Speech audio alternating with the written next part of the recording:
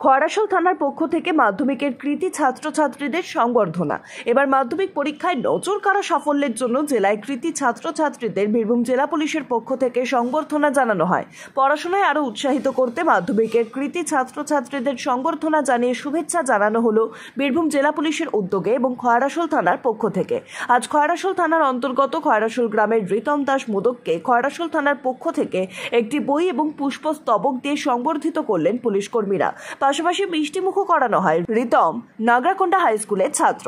মাধ্যমিক পরীক্ষায় তার প্রাপ্ত নম্বর 649। অন্যদিকে মাধ্যমিক পরীক্ষায় এই থানা এলাকার রানীপাথর গ্রামের কৃষ্ণাশিস ব্যানার্জির চমকপ্রদ সাফল্যের জন্য এলাকায় খুশির হাওয়া। তার প্রাপ্ত নম্বর 619। সে পাঁচরা হাই স্কুলের ছাত্র। তাকেও খয়রাশোল থানার পক্ষ থেকে একটি বই এবং পুষ্পস্তবক দিয়ে সংবর্ধিত করেন পুলিশ কর্মীরা। সাথে মিষ্টিমুখও করানো হয়। পাশাপাশি এই থানা এলাকার কৃষ্ণপুর গ্রামের অনন্যা মণ্ডলের নজর কাড়া সাফল্যে খুশি এলাকার মানুষজন। তার প্রাপ্ত নম্বর 609। অনন্যা কেন্দ্রগড়িয়া হাই স্কুলের ছাত্রী। তাকে এদিন খয়রাশোল থানার পক্ষ থেকে একটি বই এবং পুষ্পস্তবক দিয়ে সংবর্ধিত করেন পুলিশ কর্মীরা।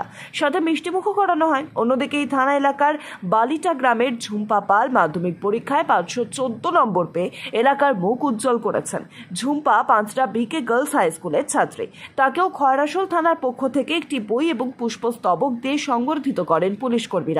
সাথে মিষ্টিমুখও করানো হয়। খয়রাশোল থানার ওসি কাবুল আলীর এই উদ্যোগে সাধুবাদ জানিয়েছেন এলাকার মানুষজন।